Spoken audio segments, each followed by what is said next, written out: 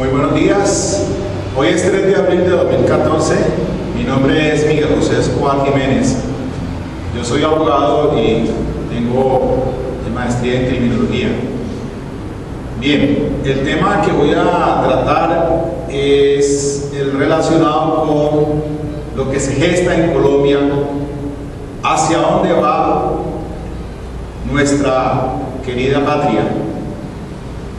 Voy a hacer una retrospección histórica desde más o menos 1970 hasta nuestros días. Con esto lo que quiero hacer es un esquema de los gobiernos que hemos tenido y la responsabilidad que le asiste a cada uno de los gobernantes, porque no podemos pasar por desapercibido, menos ahora cuando se acercan las elecciones del próximo 25 de mayo de este año, para un periodo que va por 4. Sobre esto voy a hacer un análisis histórico, sociológico, político, legislativo y otros temas que van a venir referidos en la conferencia que estoy haciendo en esta mañana. Tengo la obra reciente de William Ospina, Para que se acabe la vaina. Todos sabemos que William Ospina, escritor nacido en Padua, Tolima, y que por estos tiempos tiene como ensayista, como novelista, como escritor de muy reconocido a nivel nacional. Tiene varias obras, entre eso la trilogía del Amazonas, de Ursúa, El país de la canela, Las serpientes sin ojos, y tiene documentales también referidos a la problemática de Colombia, tales como La Franja Amarilla, lo que se gesta en Colombia, en fin. Y ahora sale esta publicación que me parece importantísima para este tema de gobernabilidad que se nos avecina con las candidaturas a la presidencia por parte de los actuales aspirantes. Bien, para empezar, cito lo siguiente en esta obra de la página 231, abro comillas. Hace tiempo ya que Colombia, tras un sueño intranquilo, despertó transformada en algo desconocido. Y es verdad que por un instante quisieron convencerla de que se había convertido en algo monstruoso. Pero hay que decir que todo lo que nos ha ocurrido en los últimos tiempos, la delincuencia, la guerrilla, el narcotráfico, la angustia, la incertidumbre, el desconcierto, son en realidad señales de que la vieja dirigencia perdió su control de la realidad, perdió su lugar en el mundo y condenó al país al crimen, a la perversidad y a la locura. Y Estanislao Zuleta, el gran maestro de nuestro tiempo, solía repetir, comillas, el crimen es falta de patria para la acción, la perversidad es falta de patria para el deseo, la locura es falta de patria para la imaginación, y cierro comillas. En realidad, vamos a analizar lo que se gesta en Colombia. Y para eso tomo como referente no solamente a nuestro querido William Ospina, sino también traigo en la colación las obras de un desconocido hasta ahora gran autor novelista bogotano que se llamaba Álvaro Salón Becerra. Unas novelas que se escribieron sobre esta quijotesca sociedad colombiana, tales como El Delfín, Al pueblo nunca le toca, Don Simeón Torrente ha de deber, y otra obra también que escribió sobre política, sobre el quehacer diario de esta sociedad, por referirme a dos libros, a dos obras, como son El Delfín y Al pueblo nunca le toca. Protagonistas en esta última edición, en este último libro, Baltasar y Casiano. Como decía él, dos apellidos que no necesitan nombre por sí solos, pero se describe en estas maravillosas obras precisamente la situación quijotesca que se vive en Colombia y que se gesta por la parte de la dirigencia política, de la élite política. Vamos a mirar eso históricamente. Y sigue diciendo William Ospina lo siguiente en la página 229, abro comillas: las grandes cosas por la gente no las hace el Estado, las hacen los particulares que lograron abrirse camino a pesar de la persistente adversidad. Porque hay que decir que el mundo oficial en forma creciente es tanta la insolidaridad que ni siquiera los gobiernos de la élite tienen ya proyectos compartidos, sino que cada uno llega a acabar con los proyectos de quienes le precedieron. En todas las instancias del poder y de una manera dramática a nivel local y regional, cada administración que llega es como un vendaval que busca arrasar lo que se hizo, recomenzar de cero, y a menudo no es posible siquiera el empalme entre el gobierno que se va y el que llega. Ello puede indicarnos a qué nivel de desmemoria y de improvisación han llegado las instituciones en manos de una dirigencia que articula la historia, que no siente el llamado de la tierra, la grandeza de una tradición, la necesidad de símbolos compartidos. Pero también nos indica hasta qué punto el país es ahora un sueño a la deriva, del que parasitan con sus viejas frases ambulosas y sus grandes énfasis los cazadores de votos, sin que nadie proponga un proyecto digno de nación, una causa compartida. Sigue diciendo: proponer un país exige rigor y responsabilidad. No es tarea para el que quiere seducir por 4 años o por 8 a un electorado. Es algo que requiere esfuerzo colectivo, pensamiento, voluntad y compromiso.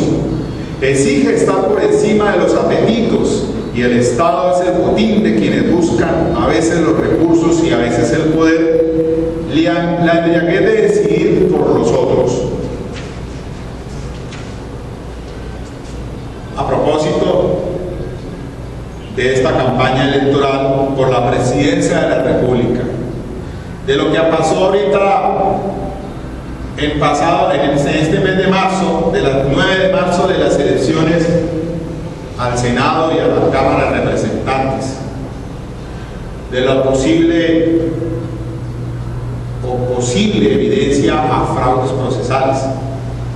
Y vamos a ver nosotros si realmente en este país la dirigencia política ha cumplido con su papel, con su función, su dirigencia.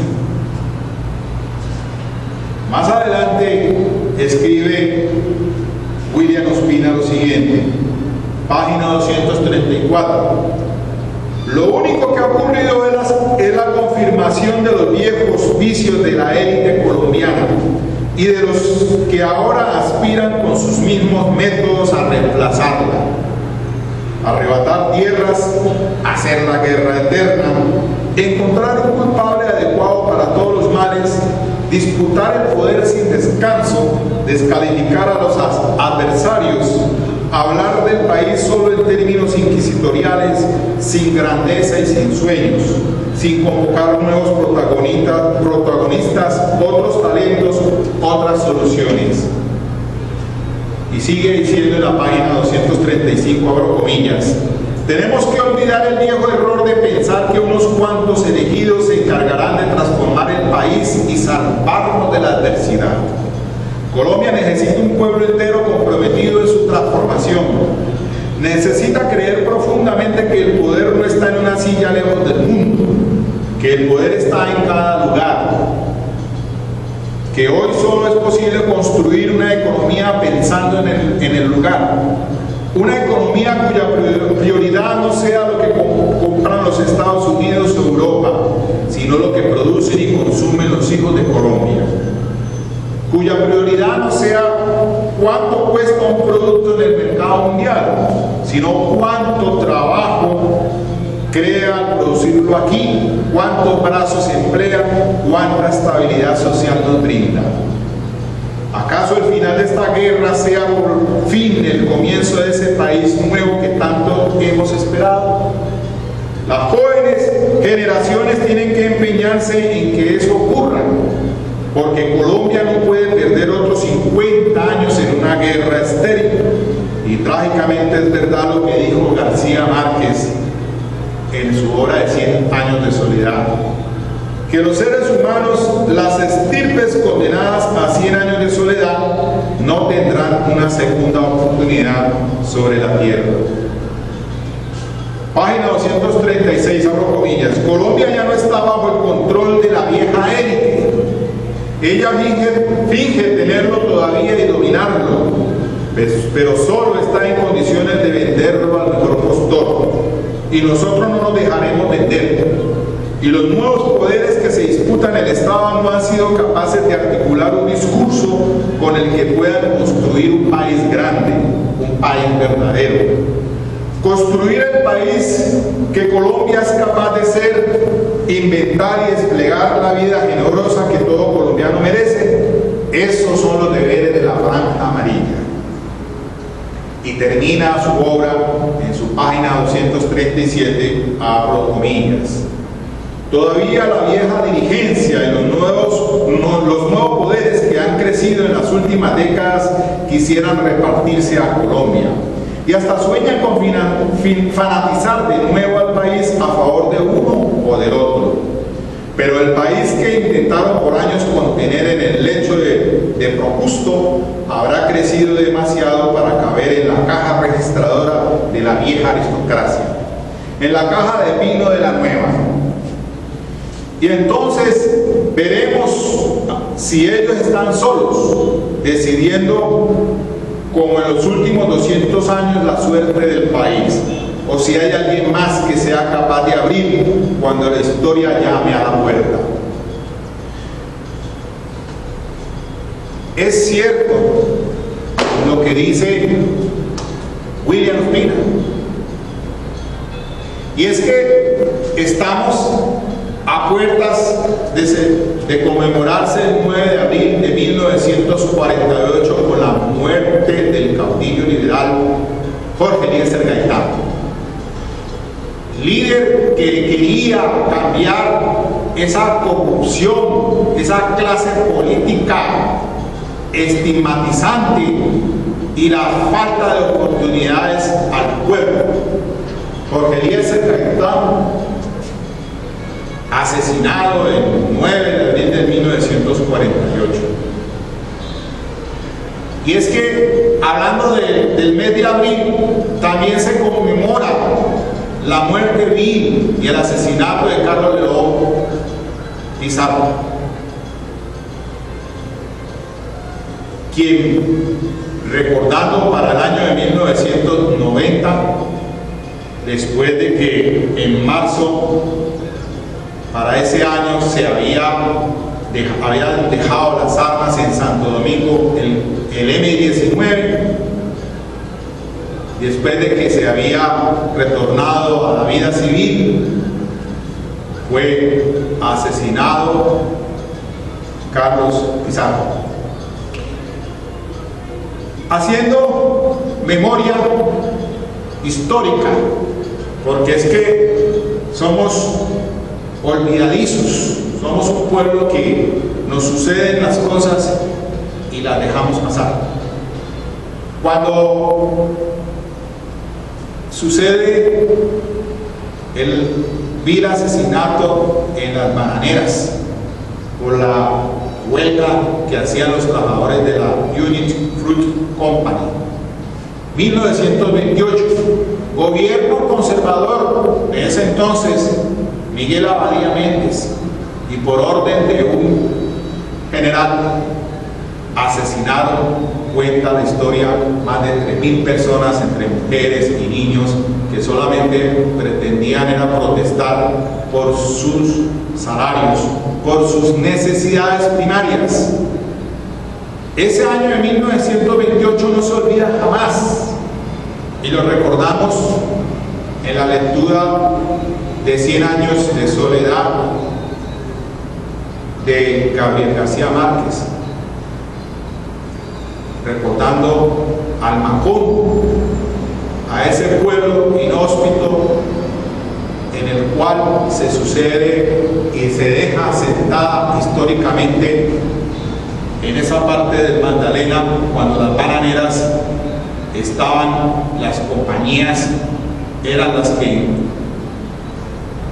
hacían y deshacían en estos gobiernos. Y es que históricamente es importante no olvidar cuál es nuestra génesis y por qué hoy por hoy se habla de la violencia. Porque es que esto es parte del discurso y el análisis va también enfocado precisamente a encontrarle las causas del porqué de nuestra violencia.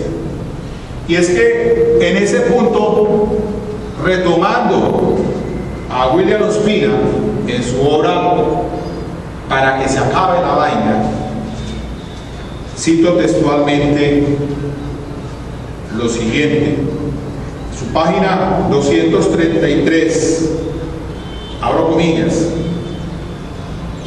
dejamos que volvieran invisible al país, su cultura y su gente. Después les fue fácil manejar el territorio como si no estuviéramos, como si no habitaran este suelo más que unos cuantos caballeros de industria, unos dueños de la tierra, unos políticos y unos medios de comunicación. La Colombia que sale en las páginas sociales de las revistas. Consiguieron incluso que el mundo no viera a los muertos, que no viera el horror, que el río de sangre fluyera en silencio. Y hemos dejado que el debate público se reduzca de tal manera que hoy en los medios solo se habla del Código Penal. No hay otro tema que quién se va a la cárcel, quién ha delinquido, quién ha robado más, pero ya nadie se habla de cómo impedir el delito, de cómo redimir a la historia, de cómo impedir que la cárcel sea el único argumento de la justicia. Fuera de unos lujosos centros comerciales y de unos barrios residenciales, por todas partes vemos un país profanado, un suelo degradado, ríos envenenados, casas fantasmas otra vez en los campos, una comunidad destituida como siempre de su posibilidad de ser protagonista y dueña de su destino. Y el país se ha hundido de tal manera en la ilegalidad que ya empezamos a sentir que lo que es ilegal es la ley misma. Los procesos que se acumulan en los tribunales no alcanzarán a ser evacuados en 30 o 40 años. O sea, que tenemos que concluir que paradójicamente la ley no tiene soluciones jurídicas. Y sin embargo las cárceles están llenas. Más aún, están saturadas. El hacinamiento en ellas es inhumano. Nadie sabrá decir si los que las ocupan son quienes debieran ocuparlas, porque posiblemente hay más culpables en las calles que en las cárceles. Pero ya lo que estamos viendo no es un problema de culpas, es algo más profundo y más sutil a la vez. Y las soluciones no son jurídicas en casi ningún caso, de cómo sacar una nueva legitimidad que nos convierta en protagonistas de nuestra historia y no en reos de culpas antiguas forzados a la ilegalidad por un Estado delincuente. Colombia tendrá que emprender una reparación profunda, tendrá que brindar a tantos seres destruidos por la falta de oportunidades la posibilidad de un nuevo comienzo. Es comprendible que en Suiza castiguen severamente al que comete un robo, porque si roba en Suiza, roba por capricho. Pero para que la gente no robe, habría que brindarle primero trabajo, educación y dignidad. Si este Estado nuestro fuera en verdad legítimo, podría seguirnos cobrando todas nuestras cuentas. Pero ahora necesitamos nuevos espacios de legalidad y ello implica también un nuevo rigor, cierro comillas. Pues bien, trayendo en la colación esta manifestación que hace William Ospina sobre nuestra Colombia, cabe en estos momentos hacernos la reflexión acerca de los aspirantes a la presidencia de la República. Muy seguramente por los medios de comunicación ya conocemos las propuestas que existen en relación con los 5 candidatos, encabezándolo por el actual presidente de la República, quien viene posesionado desde el 2010 hasta ahora, el 8 de agosto de este año. Y estamos a las puertas de que el 25 de mayo pasen 2 a una segunda vuelta, como lo dice la Constitución Política en su artículo 190. Y ahí veremos entonces la maquinaria, el mismo Estado, la misma mermelada, y vamos a tener posiblemente un gobierno en igualdad de condiciones a las del presente. La retrospección comienzo haciéndola desde el año 1970.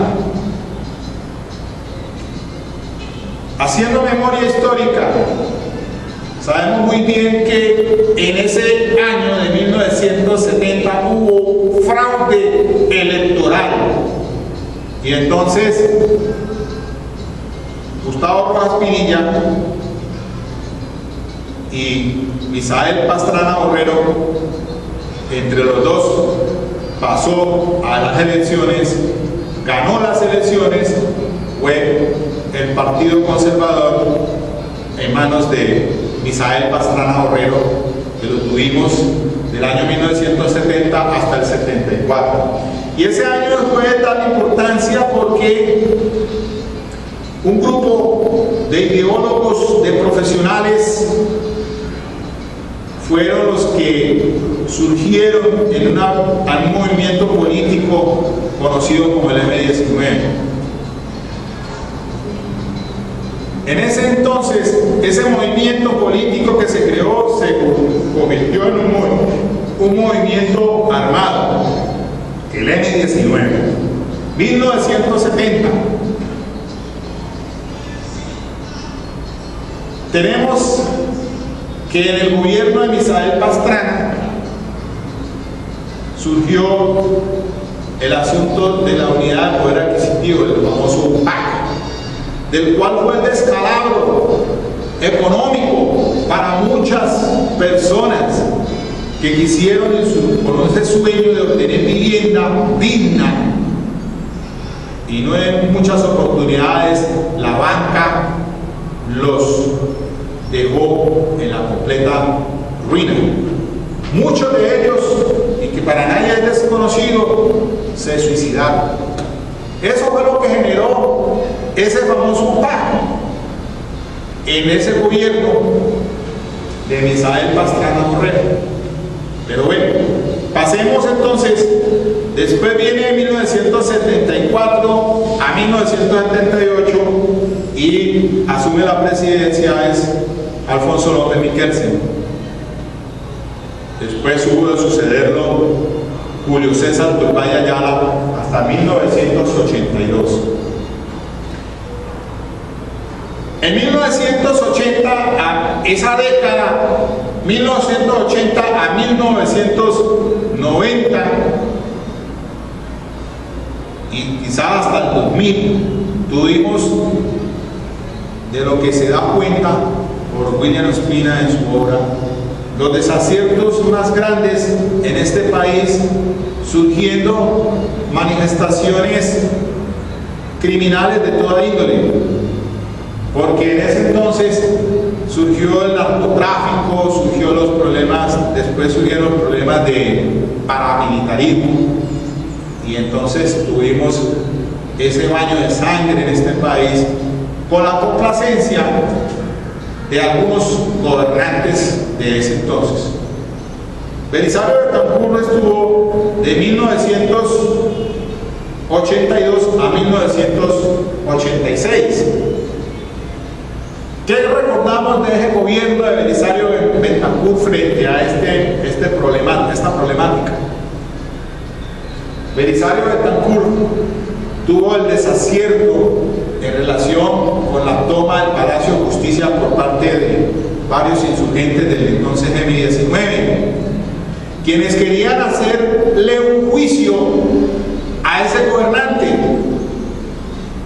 y que desafortunadamente el control del Estado, de los militares, no le permitió al gobernante de ese turno hablar con el presidente del máximo tribunal de la justicia, y por eso perdieron la vida eminentes juristas, 55 personas y 11 desaparecidos. Y por eso ahora, después de tantos años, ha habido por lo menos el juicio contra el general Plaza Vega y otros. Pero la historia se divide. En 1985, en ese 6 de noviembre de 1985, y tenemos seguidamente la tragedia más grande de la historia de índole natural, por la tragedia de Armero, cuando se produce el caos natural y entonces fallecen más de 25.000 personas. ¿Y qué pasa entonces con el juicio político a ese mandatario? Porque se exigió después una investigación ante la Corte Penal Internacional para que se juzgara su responsabilidad frente a los hechos del Palacio de Justicia, incluso en relación con lo de los armeritas, de la población de Armero, porque el gobierno, era una tragedia anunciada, ¿qué hicieron por evitar ese caos natural? El mundo se conmocionó.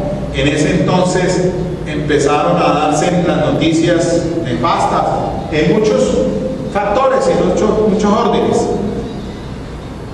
En ese año, en ese gobierno de Belisario Betancur, fue que se llegó a un acuerdo con las FARC y se surge en 1985 el movimiento político de izquierda, la UP, con Jaime Pardo Leal como dirigente a la cabeza de ese entonces.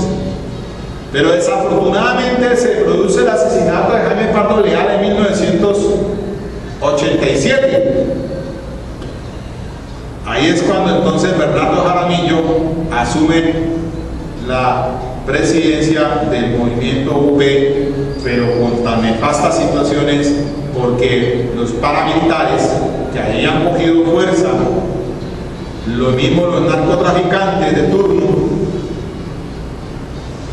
atentaron en un exterminio parecido al iniciado por Hitler contra los judíos, en un exterminio de muchos políticos, congresistas, aspirantes a la presidencia, como eran Bernardo Jaramillo y Jaime Pardo Leal. En 1990 se produce en el gobierno de Virgilio Jan Barco, quien le sucede a Belisario Betancur de 1986 a 1990. En esos dos gobiernos, en esa transición, en esa década del 80, se producen entonces las situaciones de atentados criminales por parte de las organizaciones de narcotráfico, porque se daba la situación de la extradición. Y entonces, poniéndose a ello, pues iniciaron una oleada terrorista contra el país, contra sus dirigentes, y se produce se da la muerte del ministro Rodrigo Lara Bonilla durante el gobierno de Belisario Bentancur en 1984. Y después se da la muerte de Luis Carlos Galán Sarmiento, otro líder del nuevo liberalismo, cuando se produce su muerte en 1989, que precisamente ese es el año en que también se da la muerte, se dan de baja a otros narcotraficantes. Pero entonces, en esos dos gobiernos de transición, en Belisario Bentancur por el Partido Conservador y Vigilio Barco del Partido Liberal, pues entonces se da esa situación en esa década. Ya después de 1990, cuando las universidades, los universitarios piden, en ese mes de marzo de 1990, se pide por parte del M-19 que quiere que se desmonta en 1990 la agrupación guerrillera M-19, pero pide como propuesta para la paz, para dejar la insurgencia, el que se crea la comisión de la Asamblea Nacional Constituyente, pero el gobierno de turno no la avala. Se tiene que ir entonces a la séptima papeleta. Las universidades privadas son las que avalan y surge entonces para reformar la Constitución de 1886, se hizo pues en 1991, que es la Constitución Política actual, pretendiendo con ello que se cambiara ese bipartidismo, Partido Liberal y Conservador, y se le abriera oportunidades a otros movimientos políticos, porque siempre tuvimos, acordémonos del Frente Nacional, la repartición del gobierno entre un periodo de los conservadores y otro periodo de los liberales. Y eso nos ha acompañado por mucho tiempo, hasta nuestros días. Ya entonces, después de que asume César Gaviria en 1990, entrega el gobierno, se lo entrega a Ernesto Samper Pizano en 1994, quien va hasta 1998. Y entonces, por ese entonces, con el gobierno de Ernesto Samper Pizano, quien se dedicó fue más a defenderse, porque Andrés Pastrana, candidato por ese entonces, entrega a los narcocasés a la fiscalía para que le investiguen por haberse infiltrado dineros del cartel de Cali en la campaña política de Ernesto Samper Pizano. El Congreso lo absuelve, pero en ese año, en esa gobernabilidad o ingobernabilidad, esos 4 años,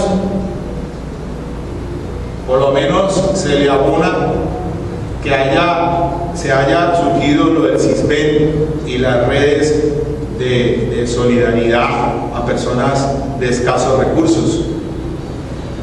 Y después viene el desacierto de Andrés Pastrana, que va de 1994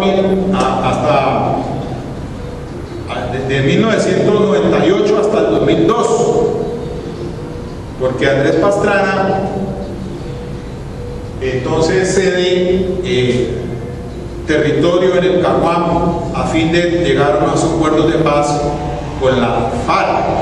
Pero realmente eso fue la burla más grande, porque la cantidad de puntos que se llevaban en la agenda, termina diciendo Andrés Pastrana que Marulanda se burló de él. Y así entonces se incrementa, se acrecienta los grupos paramilitares. porque al bajar la guardia con el Estado militarista, pues los grupos al margen de la ley, como son los paramilitares, entonces con apoyo de agentes del Estado se crean entonces los grupos de la Autodefensas Unidas de Colombia, AUC, en la región de Córdoba, y así se atenta entonces, como decimos, el exterminio de grandes dirigentes de la UP en la década del 90, hasta que llega en el 2002 y gana las elecciones Álvaro Uribe Vélez, quien después de estar en el gobierno del 2002 al 2004 se reforma la Constitución únicamente para poder gobernar nuevamente del 2006 al 2010, y ahí surge el famoso asunto de la crisis política.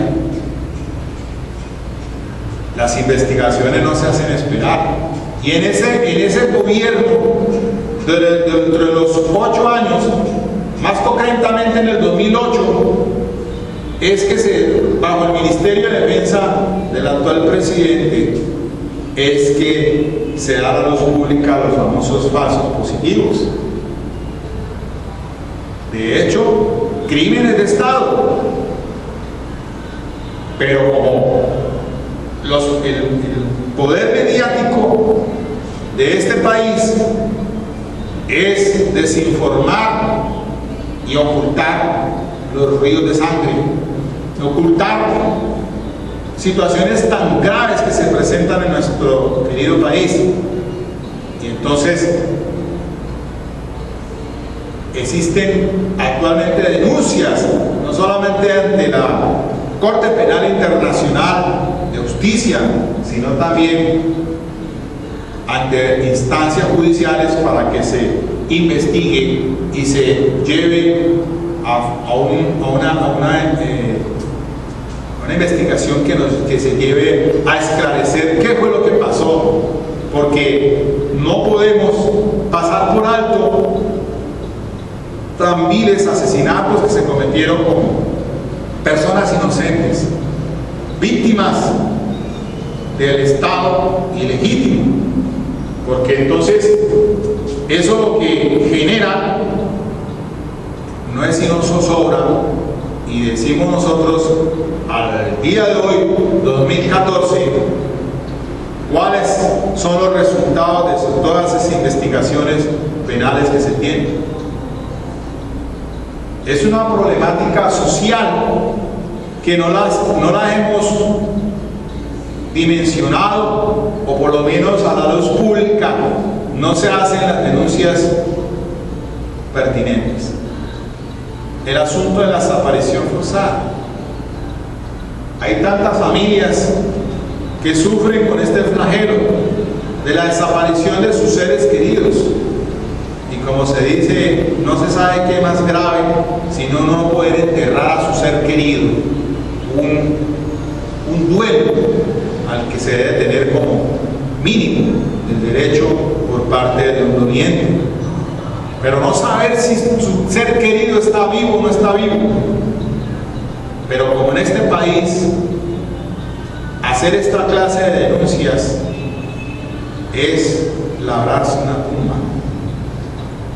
Es lo más preocupante, pero tenemos que hacer un esfuerzo de toda la sociedad, porque como decía Gandhi y Martin Luther King, pregonaban y decían que no se sabe qué es más atroz, si los hechos que cometen los criminales o el silencio de la gente buena. Yo pienso que es hora de que reflexionemos y que nos sirvan de base estos escritos que se hacen, por lo menos con William Ospina a cabeza, y otros documentales que se tienen sobre la situación política de este país. ¿Hacia dónde vamos? ¿Qué se gesta en Colombia? Es la pregunta que tenemos que hacernos. El actual gobernante viene desde el 2010 y va hasta agosto de este año 2014. La famosa política de seguridad ciudadana es el factor de distracción que tienen este gobernante actual y el predecesor, porque se desvía toda la atención a un problema de inseguridad, pero generada precisamente por esa descompensación que existe en el factor social.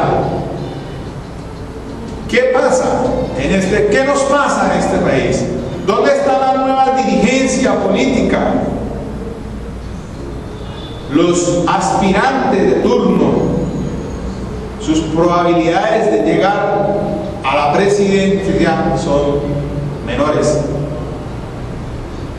Así tenemos, por ejemplo, que reconocer que la maquinaria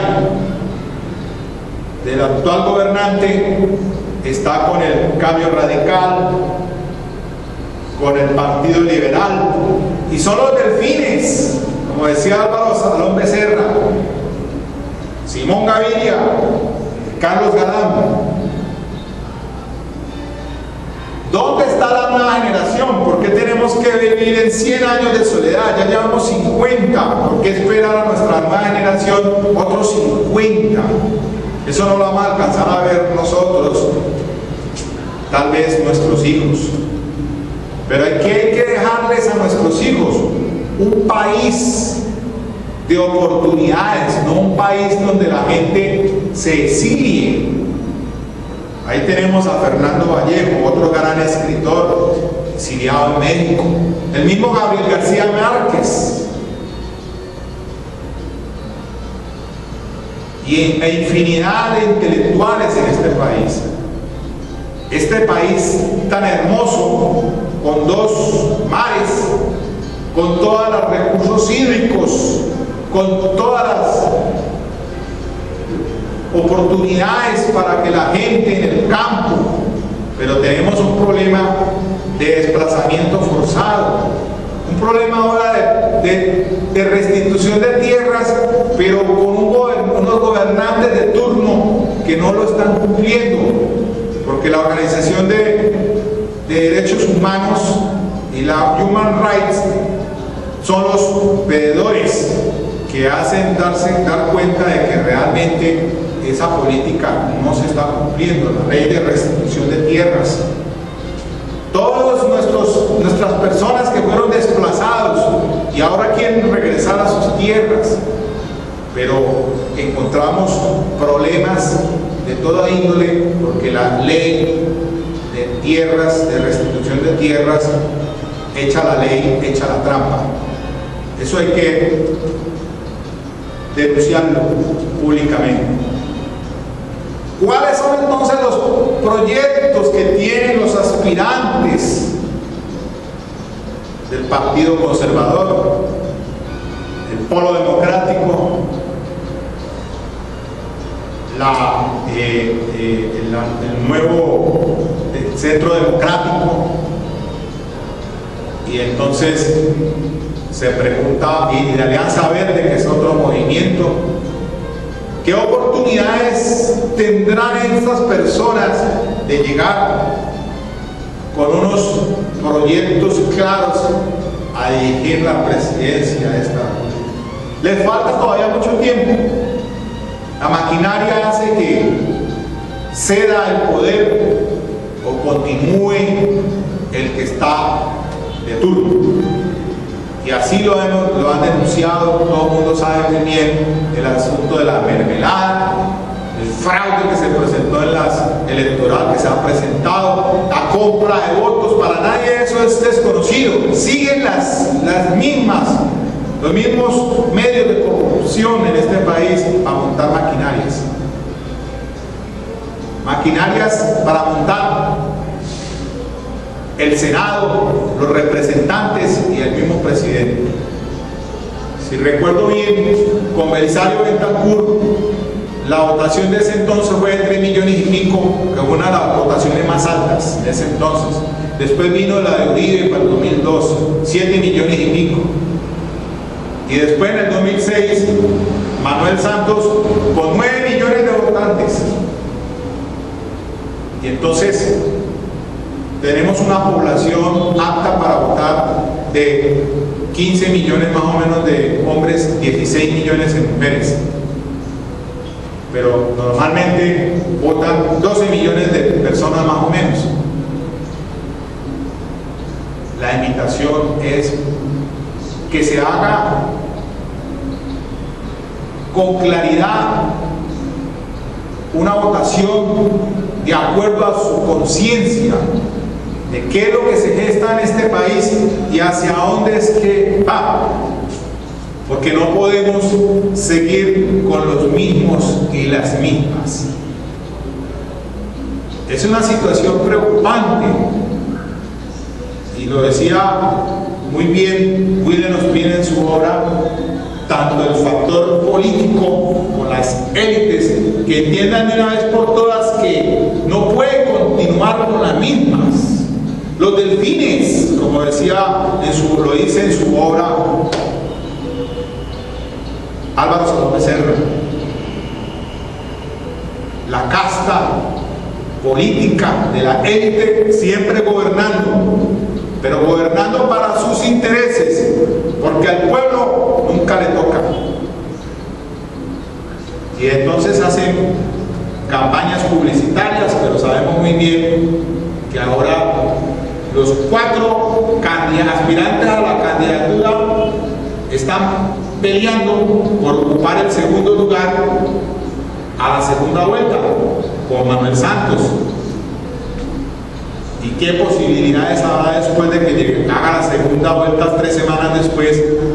Para junio tendremos nuevamente, y eso lo aseguro, al mismo gobernante de la élite aristocrática de este país, con Manuel Santos a la cabeza, ya con su historia como ministro de Defensa durante el gobierno de Uribe, sacando pecho con la operación Fénix, que fue el problema con el país vecino de Ecuador al darle baja a los reyes, sacando pecho con el rescate de Ingrid Betancourt y los norteamericanos, sacando pecho con que se le dio baja a Nuno Jojoy. Pero quizás déjenme decirles que los muertos en este país no es selectivo del grupo guerrillero FARC.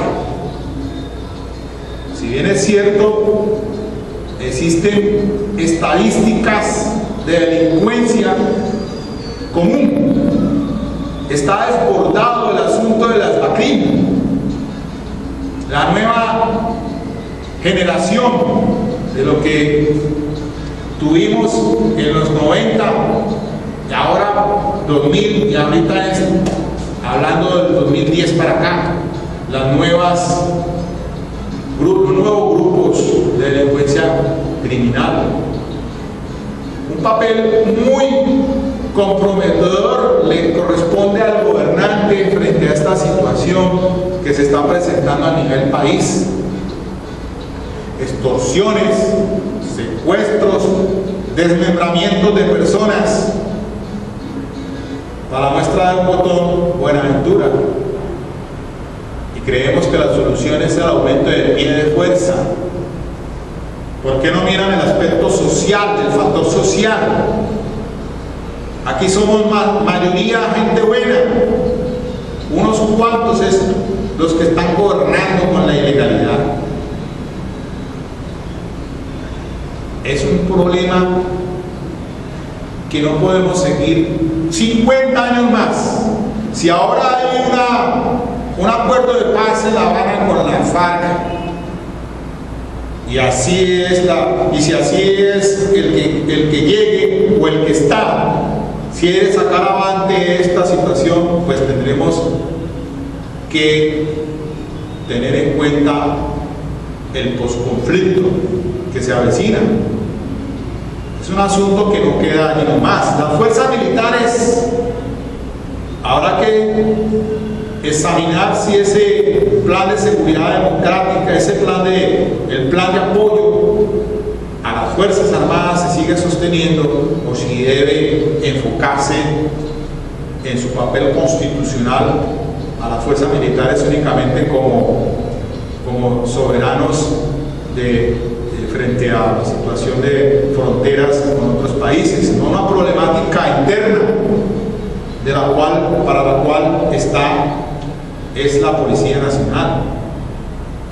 La lucha contra la LACRIM, el incremento de funcionarios, revisión al sistema penal acusatorio, porque ya ahora el gobernante de turno en su campaña está diciendo que viene una reforma sustancial al sistema penal acusatorio.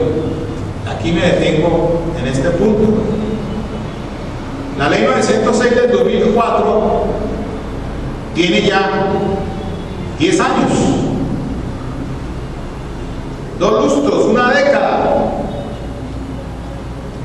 Apenas se está decantando con la jurisprudencia y la doctrina. Sí ha habido reformas con las leyes 1453, la 1142, políticas de criminal y de razones criminales para combatir los delitos de impacto, como llaman ellos. Desde un punto de vista criminológico, los gobernantes de turno lo que han es incrementado las detenciones preventivas y por eso es que son 120.000 hombres detenidos en pocas cárceles a nivel nacional. Y allí el hacinamiento en las cárceles como Villahermosa y la de Jamundí y la de nivel nacional, como dice muy bien en su obra William Ospina. Entonces, ¿será que la solución está allí? ¿O hay que revisar el factor social, la política de educación? Los jóvenes, hay una preocupación enorme por los jóvenes, quienes están siendo cooptados, están siendo víctimas de bandas delincuenciales. Eso hay que examinarlo. La ley 1098, que es la que regula el código de niños, niñas e infancia o adolescencia y adolescencia, si es que realmente necesitamos reformas al sistema penal acusatorio. Si la ley está bien diseñada, lo que se necesita es más pie de fuerza, nombrando fiscales, jueces y policía judicial, porque eso sí es lo que escasea. Un funcionario con 300 procesos y un policía judicial para investigaciones se dedican solamente a adelantar investigaciones de impacto y cuando están detenidos. Eso es el colapso que se refiere muy bien en la obra que cita para que sacara la vaina de William Ospina. Y entonces nomás en ese punto de la justicia salen sacando pecho y diciendo que necesita una reforma al sistema penal acusatorio. Se reforma fiscalía, se crean más direcciones de fiscalía, más burocracia, cuando lo que se necesita es más peores. Mucho cacique y poco indio. Entonces, allí hay un punto neurálgico, el de la educación. ¿Por qué no miramos ahora el examen de PISA, que lo ocupamos en último lugar? ¿Qué pasa con nuestra educación? ¿Cuál es el acceso que tiene aquí en Cali, el distrito de Agua Blanca, los jóvenes de escasos recursos, estrato 1, estrato 2, podrán acceder a una educación universitaria? Cuando el padre solamente gana escasamente un salario mínimo y con eso tiene que sostener a su mujer y un poco de hijos. No hay oportunidades para los jóvenes, y por eso entonces es que son caldo de cultivo para los adultos infractores de la ley, de las bandas criminales. Ese es el problema que digo en mi otro video sobre el homicidio en Cali de este año. Entonces, son problemas que tenemos que mirar de frente, y ahora que están en campaña política, este mes de abril, tan importante, recordándolo históricamente, miremos a ver qué es lo que va a pasar, qué nos va a suceder y qué podemos exigir nosotros como comunidad, como profesionales, a nuestros gobernantes. Amanecerá y veremos, dijo un cielo. Muchas gracias.